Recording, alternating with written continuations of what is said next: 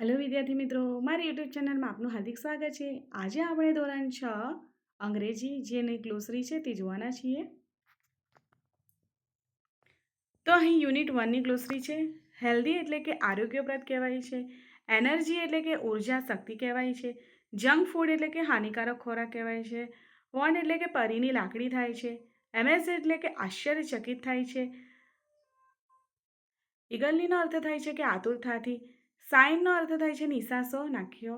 Spinach એટલે કે પાલક થાય છે. ત્યારબાદ નીટ એટલે કે મજાનો. સેવરિંગનો અર્થ થાય છે કે સ્વાદિષ્ટ. માઇટને ગુજરાતીમાં તાકાત કહેવાય છે. લીફી એટલે કે પાંદડાવાળા થાય છે. સાઇટ્રસી એટલે કે ખટાશવાળા. ક્રન્ચી એટલે કે કકરી વસ્તુ ચાવવાનો અવાજ.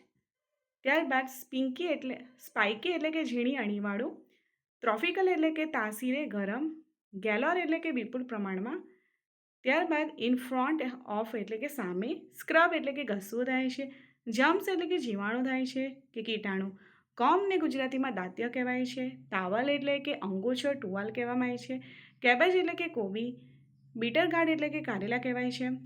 કોરિએન્ડર પાવડર એટલે કે ધાણાજર કહેવામાં આવે છે. ફોરિજનને વિદેશી કહેવામાં આવે છે. ત્યારબાદ ફ્રાઉન્ડ એટલે કે ગુરકવો થાય છે. ફાઇબરને રેસા કહેવામાં આવે છે. ટમી એટલે કે પેટ કહેવાય છે. ત્યારબાદ ગ્રોનાઇટ એટલે કે નિશાસો નાખ્યા કહેવાય છે. બીન્સને કઠોળ કહેવામાં આવે છે. મસલને સ્નાયુઓ કહેવાય છે. પાઉટેડ એટલે કે મોં મચકોડવું થાય છે. વીકેન્ડ એટલે કે નબળું કરવું થાય છે. ફેલ ઓફ એટલે કે પડી ગઈ થાય છે. બ્રાઇટ એટલે કે તેજસ્વી ચળકતું. વેજીસને શાકભાજી કહેવામાં આવે છે. ત્યારબાદ સ્પિંકી એટલે કે ઝીણી અણીવાળું. ટ્રોપિકલ એટલે કે તાસીરે ગરમ. ગેલોર એટલે કે વિપુલ પ્રમાણમાં થાય છે. કમ્પ્લેઇનનો અર્થ ફરિયાદી કરવી થાય છે. સ્ટમચ અહેક એટલે કે પેટનો દુખાવો થાય છે. સેવર એટલે કે ભારે. બેડ એટલે કે દાઢી થાય છે. ટેલ એટલે વાર્તા. ન્યૂ એટલે કે નવું થાય છે. સોલને ગુજરાતીમાં પગરખાનું તળિયું કહેવાય છે. ડેમ એટલે કે નદી પરનો બાંધ. ત્યારબાદ બ્રિક્સ એટલે કે ઈંટ થાય છે. ત્યારબાદ ચીપર એટલે કે ના કરતાં સસ્તું થાય છે. બેનિફિટનો અર્થ લાભ થાય છે. મિનરલ્સ એટલે કે ખનિજો કહેવામાં આવે છે. સ્ટ્રેન્થને અર્થ શક્તિ કહેવાય છે. ઉપ્સ એટલે કે અરે. ત્યારબાદ to keep a watch on એટલે કે પર નજર રાખવી થાય છે. કેપ્ટ લુકિંગ એટલે કે જોતા રહ્યા. વેઇટેડ હવર્સ એટલે કે કલાકો સુધી રાહ જોવી થાય છે. ત્યારબાદ ફેલ ઓફ એટલે કે પડી ગઈ થાય છે. બ્રાઇટ એટલે કે તેજસ્વી ચળકતો થાય છે. વેજીસ શાકભાજી થાય છે, આપણે જોઈ ગયા છે. ત્યારબાદ ડિલાઇટ એટલે કે આનંદ થાય છે.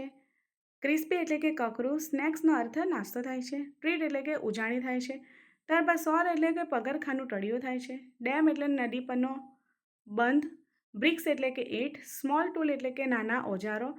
ઓબ્ઝર્વેશનનો અર્થ અવલોકન થાય છે. અ ટેલિસ્કોપ એટલે કે દૂરબીન થાય છે. બિસાઇડ એટલે કે ની બાજુએ. ત્યારબાદ કેપ્ટ લુકિંગ એટલે કે જોતા રહ્યા થાય છે. વેઇટેડ હવર્સ એટલે કે કલાકો સુધી રાહ જોવી થાય છે.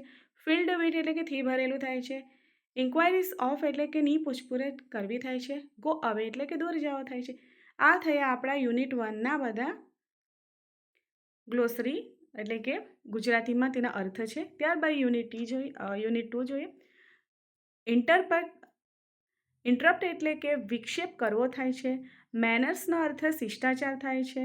ત્યારબાદ આર્ગ્યુ એટલે કે દલીલ કરવી થાય છે. હન્ટરનો અર્થ શિકારી થાય છે. કેરીડ એટલે કે વહન કર્યું થાય છે. લેન્ડ એટલે કે જમીન થાય છે.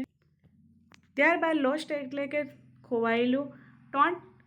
ટોચ એટલે કે શીખવ્યું થાય છે. સ્ક્રીમનો અર્થ ચીસ પાડવી થાય છે. એક્ઝેક્ટલી એટલે કે યથાર્થ રીતે. ફાઉન્ડનો અર્થ મળી થાય છે. રોડ એટલે કે સવારી કરી. અનધર એટલે કે અન્ય. માસ્ટર એટલે કે માલિક થાય છે. કન્ટિન્યુડ એટલે કે ચાલુ રાખીએ થાય છે. ડિફરન્ટ એટલે કે વિભિન્ન થાય છે. ક્લોથ્સ એટલે કે કપડાં. એનર્જી એટલે કે ગુસ્સે થયેલ થાય છે. રિવાર્ડેડ એટલે કે પુરસ્કૃત થાય છે. પોર એટલે કે રેડવું થાય છે. ગ્રમ્પી એટલે કે ચીડિયું થાય છે. લાઉડ એટલે કે મોટેથી.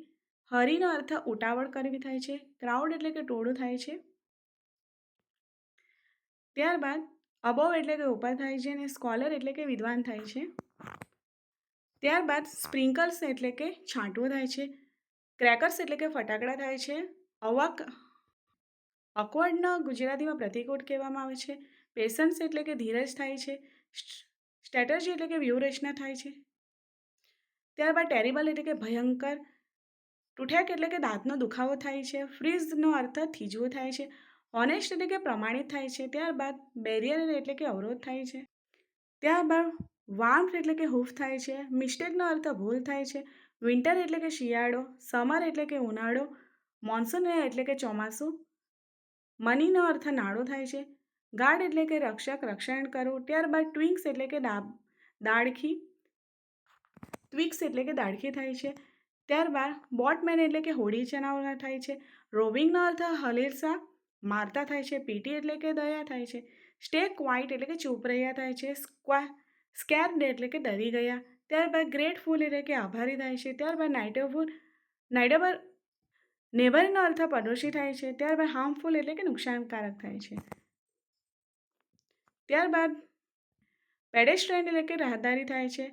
પાવમેન્ટ એટલે કે ફૂટપાથ થાય છે. સ્ટીપ એક્સેટ એટલે કે બેહદ ચઢાણ થાય છે. સ્ટીપ ડેસેન્ટ એટલે કે બેહદ ઉતરાણ થાય છે. એસ્ટિક્યુટ એટલે કે શિષ્ટાચાર થાય છે. અને એસેન્શિયલ એટલે કે આવશ્યક થાય છે. ત્યારબાદ યુનિટ 3ની વોકેબિલિટી છે. યુનિક્સ એટલે કે અજોડ થાય છે. એબિલિટીનો અર્થ ક્ષમતા થાય છે. એપ્રેસિએટ એટલે કે વખાણ્યા થાય છે. યુનિક્વેસ એટલે કે અજોડતા થાય છે. એક્સપ્લેન એટલે કે સમજાવ્યા થાય છે. ડિસેન્સ એટલે કે ગાઢ ઘટાડા થાય છે. બિહેવનો અર્થ મત પૂરો થાય છે. યેલ્ડ એટલે કે બૂમ પાડી થાય છે. ત્યારબાદ રૂડનો અર્થ ઉદ્ધત થાય છે. હોરમબિલ એટલે કે ચિલોત્ર થાય છે. મિસ્ટ્રીનો અર્થ રહસ્ય થાય છે. ટ્રોપિકલ એટલે કે ઉષ્ણકટિબંધીય પ્રદેશનું ગરમ પ્રદેશનું. ત્યારબાદ કેવિટી એટલે કે બખોલ થાય છે. અવેબિલિટી એટલે કે ઉપલબ્ધ થાય છે. સેફ્ટીનો અર્થ સલામતી થાય છે. ત્યારબાદ ડાયટિંગ એટલે કે ખાનપાન ખાણીપીણી. હેપન એટલે કે બનવું ઘટવું. સેપરેટ એટલે કે અલગ થાય છે. સ્ટ્રગલનો અર્થ સંઘર્ષ થાય છે. ત્યારબાદ પ્રેઝન્સ ઓફ માઇન્ડ એટલે કે ત્વરિત નિર્ણય શક્તિ થાય છે. એક્સેટ્રા એટલે કે મળ થાય છે. એક્સરેટ એટલે કે મળ થાય છે. ત્યારબાદ સલાઇવા એટલે કે લાળ થાય છે.